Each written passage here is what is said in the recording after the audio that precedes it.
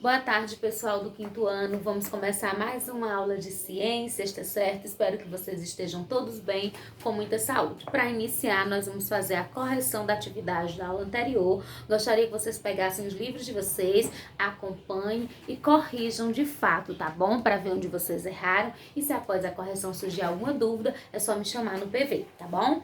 Primeira questão. Faça o que se pede. Letra A. Explique de acordo com o que foi estudado como se formaram os combustíveis fósseis na natureza. Eles tiveram origem a partir de restos de vegetais e animais que viveram na Terra há milhões de anos. Estes passaram por compressões e temperaturas elevadas, tornando-se substâncias capazes de liberar grande quantidade de energia. Letra B. Organize as sílabas e forme nomes de combustíveis fósseis. Então, o primeiro, quando você organizar, você vai formar carvão mineral. O segundo formaria gás natural. E o terceiro formaria petróleo. Segunda questão. Responda as perguntas abaixo com suas palavras. O que são fontes renováveis de energia? Então, você ia responder com suas palavras. Mais importante é que você colocasse que são aquelas fontes que podem ser repostas, não é isso? E o que são fontes de energia não renováveis? São aquelas que não podem ser repostas, que um dia vão acabar. Terceira, lê as frases e identifique a fonte de energia. Letra A, são fontes de energia que se esgotam com o uso, pois são encontradas na natureza em quantidade limitada, então aí são não renováveis. Letra B, são fontes de energia que não se esgotam com o uso, pois podem ser renovadas, aí são renováveis ou só renovável. Quarta, circule as fontes de energia, faça um X nas fontes de energia. Circule as fontes de energia renovável, faça um X nas fontes de energia não renovável e preencha o quadro a seguir. Então, o que fosse renovável, você ia circular, o que fosse não renovável, você ia marcar um X e depois separaria no quadrinho. Separando no quadrinho, fica assim: renovável, luz do sol, água, cana-de-açúcar e vento. Não renovável, carvão mineral e petróleo. Quinta, indique abaixo de cada imagem a energia que podemos obter com esses recursos. Na primeira, nós temos o sol, então a gente pode obter energia solar. Na segunda imagem, nós temos os moinhos de vento, então a partir daí a gente pode obter energia eólica, que vem do vento. Na terceira, nós temos o carvão mineral e a partir deles a gente pode obter energia termoelétrica, que é usada nas usinas termoelétricas. E no outro, nós temos uma água, uma barragem no hidrelétrica, então a gente pode obter a energia hidrelétrica, né, a partir das hidrelétricas que formam a energia elétrica. Sexta, que tipo de energia é considerada limpa? Justifique. A energia solar e a eólica são consideradas limpas, porque essas energias elétricas são obtidas a partir de fontes que não causam danos ao meio ambiente. 7. No Brasil, qual é a principal fonte de energia utilizada? A usina hidrelétrica é a principal fonte de energia no Brasil. 8. Escreva 2 atitudes que você pode fazer para evitar o desperdício de energia elétrica. Você pode apagar as luzes quando não estiver em uso, evitar o uso de chuveiro elétrico e de ar-condicionado por muito tempo. 9. Defina biocombustíveis. São recursos alternativos que são fabricados a partir de substâncias de origem orgânicas, ou seja, de animais e de vegetais. 10. Marque a única afirmativa correta para cada pergunta. Letra A. A biomassa é obtida através de quê? Da matéria orgânica. Marca um X no segundo quadrinho. Letra B. A biomassa é obtida especialmente de que origem? Vegetal. Marca um X no segundo quadrinho. Nessa letra C, diz assim, são alguns exemplos de biomassa. Apesar de ele dizer que é só uma correta, aí nós vamos ter duas, porque o primeiro quadrinho, ó, cana-de-açúcar, estrume animal. É exemplo de biomassa. E na letra B, no segundo quadrinho, madeira, lixo biodegradável e palha também é exemplo de biomassa. Então, você marcaria os 2 quadrinhos. 11. Observe a imagem. A bicicleta é um meio de transporte que não necessita de combustível para se locomover. Letra A. Que tipo de energia é necessário para que ela se locomova? É necessária a energia mecânica que você vai imprimir nela com o seu corpo, né? Pedalando com suas pernas.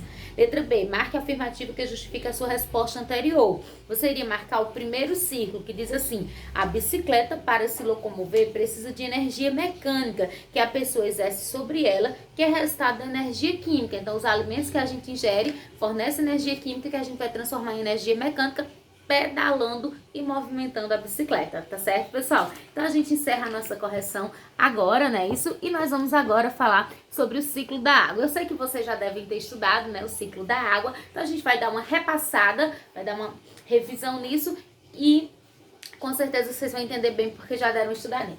Então, o ciclo da água, como o próprio nome diz, é um ciclo. O que é o ciclo? É uma coisa que não tem fim, né? Uma coisa que começa e não tem fim. E da água, porque a água é a principal fonte desse ciclo. Então, o ciclo da água, ele é dividido para estudo em dois tipos. O pequeno ciclo e o grande ciclo da água.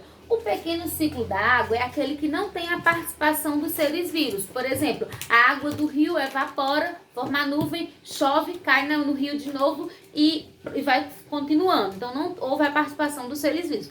Já o grande ciclo é aquele que tem a participação dos seres vivos. Por exemplo, um animal vai transpirar, vai suar e essa água do corpo dele vai evaporar, vai subir para as nuvens, condensar, vai precipitar, vai chover, cair no lago e vai reiniciar de novo. Então, lembre-se, o pequeno ciclo da água é aquele que não envolve a participação dos seres vivos. E o grande ciclo da água é o que envolve a participação dos seres vivos, tá certo? Então, o ciclo da água, de uma certa forma, como é esse ciclo, professor? É assim, a gente define assim, que a água dos mares, rios, oceanos e lagos, ela vai evaporar, vou já falar o que é isso, vai formar, vai condensar, vai formar as nuvens, vai acontecer a precipitação, que é a chuva, vai cair de novo nos rios, mares e lagos e vai depois evaporar novamente e iniciar todo o ciclo de novo. Esse ciclo, para efeito de estudo, o livro de vocês traz dividido em 5 partes que eu vou falar sobre cada uma delas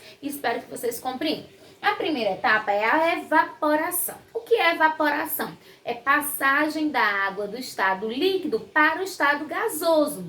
E isso vai acontecer na água dos mares, rios e lagos. Como eu já disse, ela vai evaporar, vai passar do estado líquido para o estado gasoso. Isso acontece graças à presença do sol, que faz com que a água esquente de temperatura a ponto de passar do estado líquido para o estado gasoso, certo? Então, o sol, ele é a fonte de energia principal para que o ciclo da água exista, tá bom? Então, nessa primeira etapa é a evaporação. Então, a água vai passar do estado líquido, né, que tá lá nos rios, mares e lagos, para o estado gasoso. Essa água, quando ela subir para as camadas mais frias, ela vai passar por um processo de condensação, que é a segunda etapa. E o que é essa condensação? É a passagem do estado líquido do estado gasoso, né, para o estado líquido novamente. Então, nesse processo de condensação, a água que estava no estado de gás, ela vai passar a formar as gotinhas, que são as gotas de água. E aí, quando ficar muito pesado, isso vai formar as nuvens e os nevoeiros. Quando essas nuvens e esses nevoeiros ficarem muito pesadas, elas vão derramar essa água na forma de chuva. E essa etapa a gente chama de precipitação, que seria a terceira etapa. A quarta etapa que nós vamos falar é da infiltração. Quando essa água da chuva ela cai nos rios, mares e lagos, parte dessa água desce para as camadas mais subterrâneas, para o subsolo da terra, certo? E nessas camadas subterrâneas, essa água ela vai ser filtrada e vai se alojar, ficando presente na natureza, armazenada, guardada para outro momento de necessidade, certo? Então, esse processo é um processo de infiltração, que a água vai para as camadas mais profundas do solo para poder ficar armazenada, tá certo? E a quinta etapa é a transpiração, que é aquele que é a parte dos seres vivos, os animais. Tanto os animais como os vegetais, eles passam pelo processo de transpiração, que é o processo de suar. E nesse processo a gente está devolvendo para a natureza a água que a gente utilizou, certo? E essa água também vai passar para o estado de vapor, vai subir, vai condensar e vai formar as nuvens, tá certo? E vai voltar para a terra na forma de chuva. Então, o ciclo fica assim. A água dos mares, rios e lagos, ela passa pela evaporação, que é a passagem do líquido para o gasoso. Quando ela chega, vai formar as nuvens ou nevoeiros. Nessas nuvens vai acontecer a condensação, que é a passagem do estado de gás para o estado líquido. A nuvem vai pesar e vai liberar essa água na forma de chuva, que aí nós vamos chamar de precipitação, que é outra etapa. Aí essa água vai voltar para os mares, rios e lagos, e uma parte dela vai infiltrar, que vai para o subsolo. Aqui eu só não falei da etapa da transpiração, que como eu já disse para vocês, é a transpiração tanto dos animais como dos vegetais. Tá certo, pessoal? Então espero que vocês tenham compreendido. A gente encerra aqui a nossa aula, tá certo? Eu vou colocar agora para vocês bem rapidinho aqui a página do conteúdo e as questões da atividade, tá certo? Então, ó, pessoal, o conteúdo, ele vai estar nas páginas 120, 121, 120 e 121. E a atividade, ela vai estar nas páginas... Coloco já. Nas páginas 122 a 127, tá bom?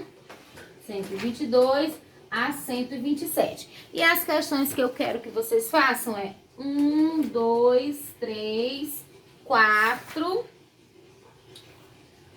5, 6, 7, 8, não faz a nona, faz a 10, a 11 e a 12, tá certo? Então são só essas questões que eu quero que vocês façam. Mandem pra mim, se não der pra mandar no aplicativo, manda no meu PV, que não tem problema nenhum, eu tô recebendo, tá bom? Estou disponível de 1 até 5 pra tirar qualquer dúvida, tá certo? Tchau, pessoal, um abraço!